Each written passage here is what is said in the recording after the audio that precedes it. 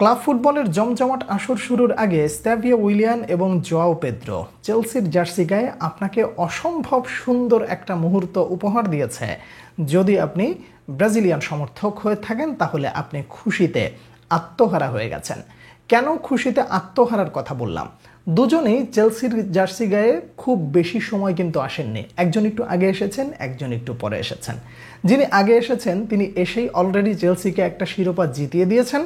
অর্থাৎ চেলসিকে ক্লাব বিশ্বকাপ জয়ের জন্য তিনি যে অবদানটা রেখেছেন সেটা নিশ্চয়ই আপনি ভুলে যাননি, এবং যদি খেলাটা দেখে থাকেন তাহলে আপনারও মনে থাকার কথা জোয়াও পেদ্রো চেলসিতে নিজেকে কোন পর্যায়ে নিয়ে যাওয়ার জন্য মোটামুটি একটা বার্তা দিয়ে রেখেছেন, সেটা আপনারা ক্লাব বিশ্বকাপ থেকেই মোটামুটি নিশ্চিত হয়ে গেছেন। স্ট্যাভিও উইলিয়ান প্রি সিজনে চেলসির জার্সি গায়ে মাঠে নামলেন, দেখলেন, গোল করলেন এবং চেলসি ভক্তদেরকে জানিয়ে দিলেন, আমাকে তোমরা যে ভালোবাসাটা দিয়েছো, আমাকে তোমরা যেই আস্থার প্রতীক হিসেবে দেখছো, আমি অল্প বয়সের মানুষ হওয়া সত্ত্বেও তোমরা আমার দিকে যেই বিশ্বাসের দৃষ্টি রেখেছো, তোমাদের এই বিশ্বাসের প্রতিদান দেওয়ার জন্য আমি প্রস্তুত রয়েছি। স্ট্যাভিও উইলিয়ান মাঠে নেমেছেন, খেলেছেন ৭৭ মিনিট, গোল দিয়েছেন একটা, নামের পাশে কোনো অ্যাসিস্ট নেই, কিন্তু ৩টা চান্স ক্রিয়েট করেছেন এবং সেই সাথে চেলসির কোচকে জানিয়ে দিয়েছেন, আপনি আমার জন্য অপেক্ষা করছিলেন না? আপনি না বলেছিলেন ক্লাব বিশ্বকাপ শেষে আমরা স্ট্যাভিও উইলিয়ানের প্রতিভা দেখেছি, সে অনেক নিখুঁত এবং তার মতন একজন খেলোয়াড়কে আমি আমার দলে পাবার জন্য এবং আমার প্রিয় ছাত্ররা তাকে দলে পাবার জন্য অপেক্ষা করছে। আপনার ওই কথাগুলো নিশ্চয়ই স্ট্যাভিও উইলিয়ান বুঝুক আর না বুঝুক, আপনাদের চোখের ভাষা নিশ্চয়ই স্ট্যাভিও উইলিয়ানের বুঝতে খুব বেশি একটা কষ্ট হয়নি।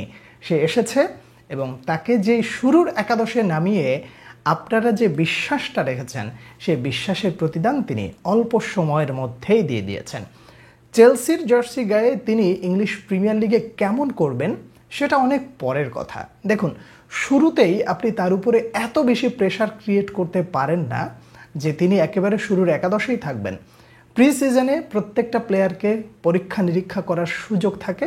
কোচ হিসেবে তিনি সেই পরীক্ষাটা করেছেন স্ট্যাভিও উইলিয়ানের উপরে এবং তিনি সেই পরীক্ষায় কতটুকু পাশ করেছেন তা নিশ্চয়ই আপনি যদি খেলা দেখে থাকেন তাহলে আপনিও বলবেন।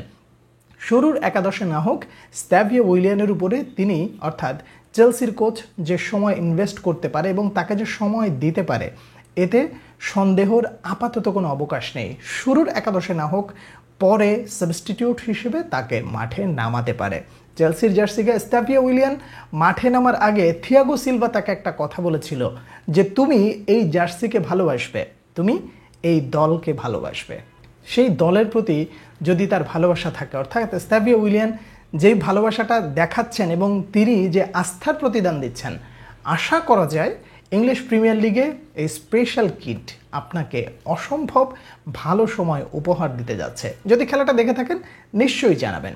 একই সাথে জোয়াও পেদ্রোর কথা বলতে হয়, স্বদেশি সতীর্থ স্ট্যাভিও উইলিয়ানের গোল করা দেখেছেন সাইড লাইনে বসে এবং তিনি যখন নামলেন তখন বললেন, তুমি যদি গোল করতে পারো তাহলে আমিও কি তোমার থেকে কোনো অংশে কম?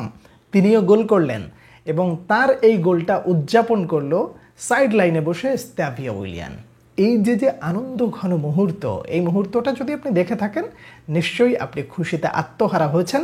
এই জন্যই শুরুতে বলেছিলাম যে একজন ব্রাজিলিয়ান ভক্ত হিসেবে আপনি অবশ্যই খুশিতে আত্মহারা হতে পারেন। দুজন ব্রাজিলিয়ান আপনাকে যত সুন্দর একটা ফুটবল খেলা উপহার দিয়েছে। বায়ার লেভারকুজেনের বিপক্ষে দুজনেই যে সুন্দর মুহূর্তগুলো আপনাকে উপহার দিয়েছে, ইংলিশ প্রিমিয়ার লিগে এই দুজন একইভাবে ধারাবাহিকতা ধরে রাখতে পারবে কিনা আপনি আপনার মতামত জানাবেন।